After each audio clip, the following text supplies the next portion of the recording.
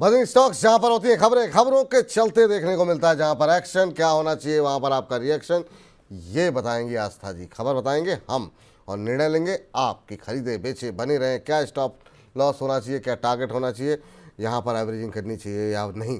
तो एक एक करके तमाम शेयरों को स्क्रीन पर लेकर के आते हैं और इस बीच 350 से ज़्यादा, 1350 माफ़ कीजिएगा, से ज़्यादा दर्शक हमारे साथ इस समय यूट्यूब के माध्यम से जुड़े हुए हैं।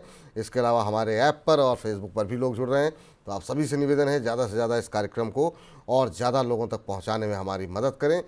इसके लिंक को ज़्यादा से ज़्यादा जगहों को तक फॉरवर्ड करें, अपने दोस्तों के साथ शेयर करें, फैमिली के साथ, ऑफिस के कलीग्स के साथ शेयर करें। चलिए आगे बढ़ते हैं और एक एक कंपनी जरा स्क्रीन पर लेकर आते हैं और सबसे पहले बात करेंगे स्विगी। जी हाँ, स्विगी में आज अच्छा मोमेंटम सुबह से ही देखने को मिल रहा है। दो कारण हैं, एक तो ये कि इसके तिमाही नतीजे आने वाले हैं और तिमाही नतीजों के पहले अच्छी खरीदारी स्विगी के अंदर देखने को आती हुई दिखाई दे रही है। दूसरा, इनकी जो एक 10 मिनट की डिलीवरी वाली बोल्ट सर्विस है उसका अब कंपनी करने जा रही है एक्सपेंशन। बोल्ट सर्विस को अब जो है गिने चुने शहरों में पहले ही लॉन्च कर चुकी थी, अब 400 शहरों में इसे शुरू करेगी कंपनी।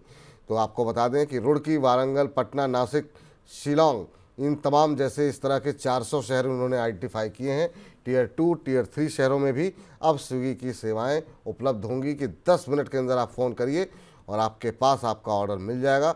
हालांकि लोगों को बहुत इस बार को लेकर के चिंता है कि 10 मिनट में खाना बनेगा कैसे और पहुंचेगा कैसे, लेकिन उनका कि इंस्टेंट फूड जो है वो इस तरह की सर्विसेज के लिए, उन्हीं सेवाओं के लिए ये बोल्ट सर्विस होगी कि 10 मिनट में आपके पास घर पे फटाफट जो है आपकी चीज़ें पसंद पहुंच जाएंगी।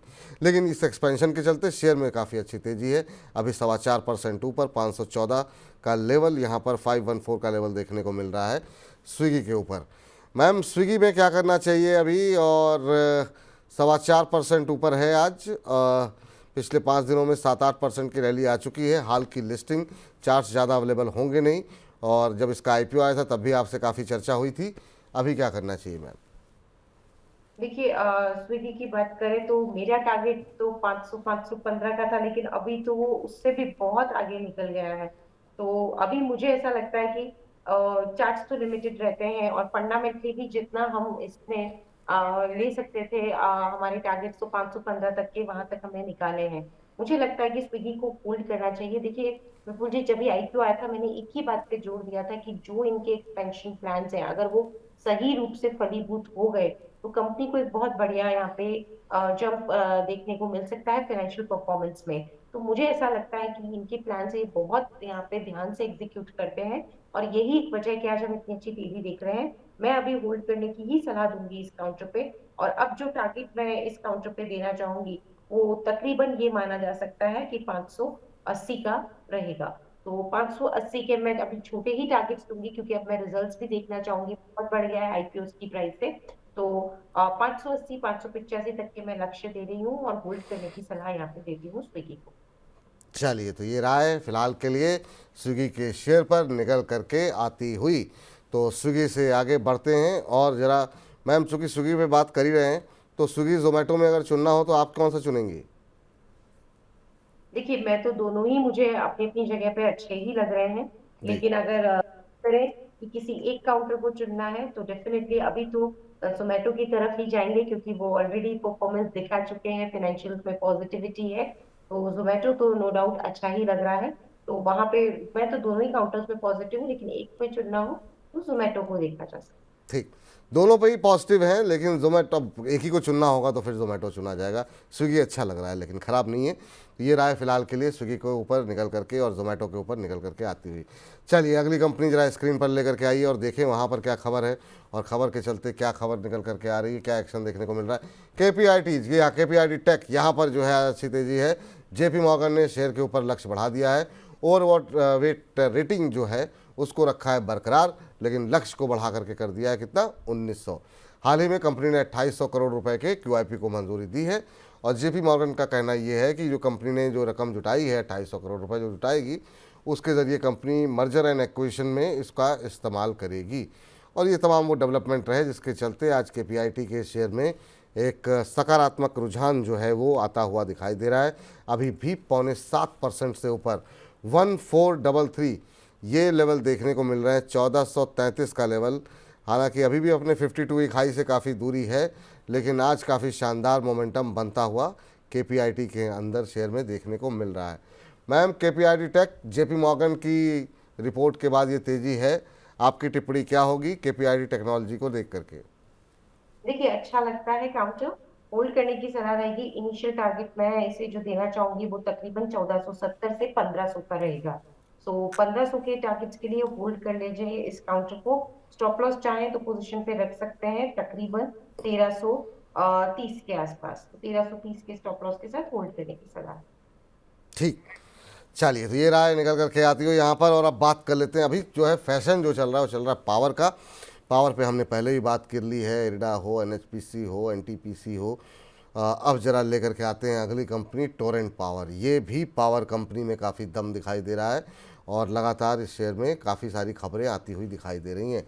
टोरेंट पावर में क्यूआईपी के ज़रिए रकम जुटाने की कंपनी की योजना है, और आपको बता दें कि ये रकम जो कंपनी जुटाएगी वो या तो एक बार में या फिर एक से अधिक बार में मंजूरी जो मिल गई है, 5,000 करोड़ रुपए जुटाने की कंपनी की योजना है।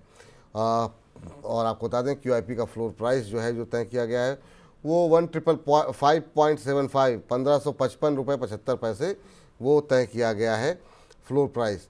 हालांकि अभी जो है क्या कितनी रकम जुटाई जाएगी एक बार के अंदर, उसको लेकर के डिटेलिंग ज़्यादा नहीं आई है, लेकिन इसी खबर के सामने आने के बाद शेयर में अच्छी मजबूती देखने को मिल रही थी।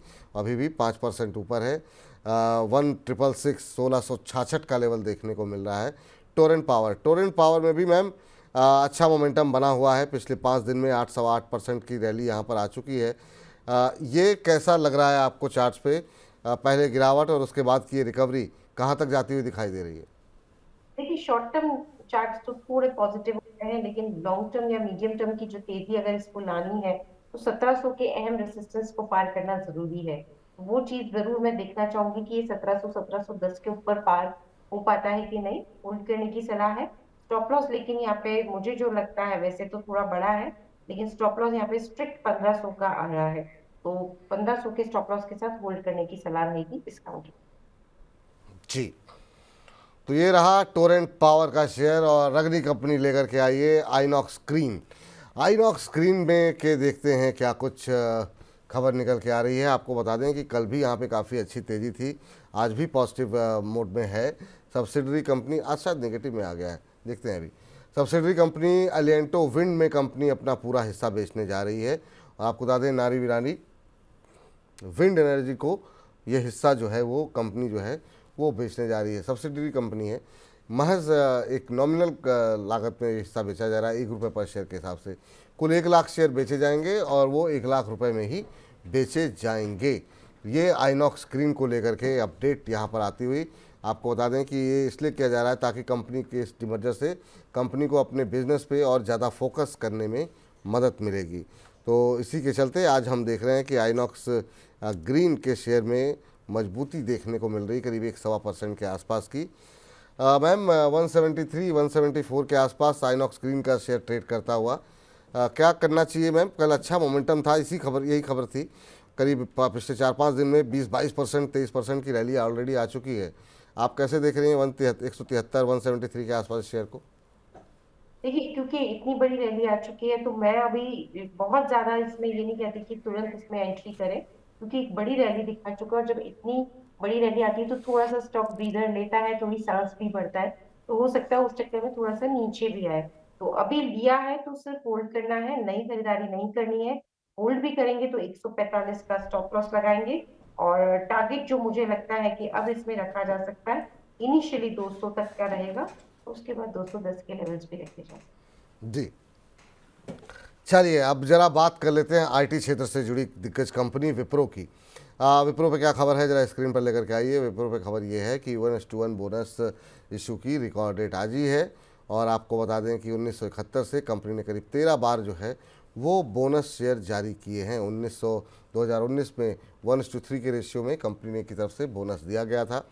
और आज ये तमाम खबरों के चलते बोनस इशू के रिकॉर्ड डेट की वजह से शेयर में एक फ्लैट सा रुझान देखने को मिल रहा है सुबह से।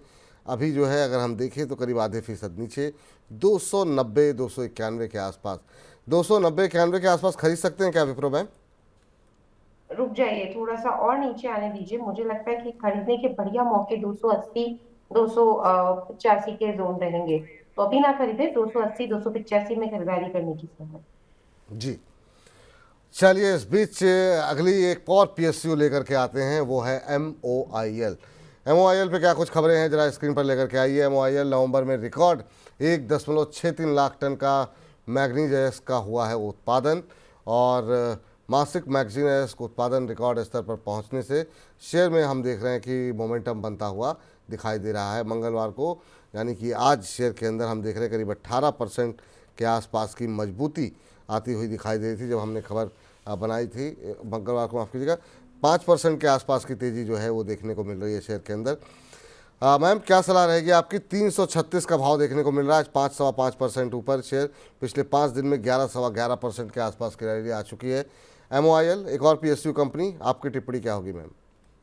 तेजी की तरफ ही है ये काउंटर भी। ऊपर में 360 365 तक के लेवल्स दिखाता हुआ नजर आ सकता है। बने रहने की ही सलाह रहेगी। स्टॉप लॉस के साथ अगर रहेंगे तो बेटर रहेगा, जो तकरीबन 299 के लेवल पे आता है।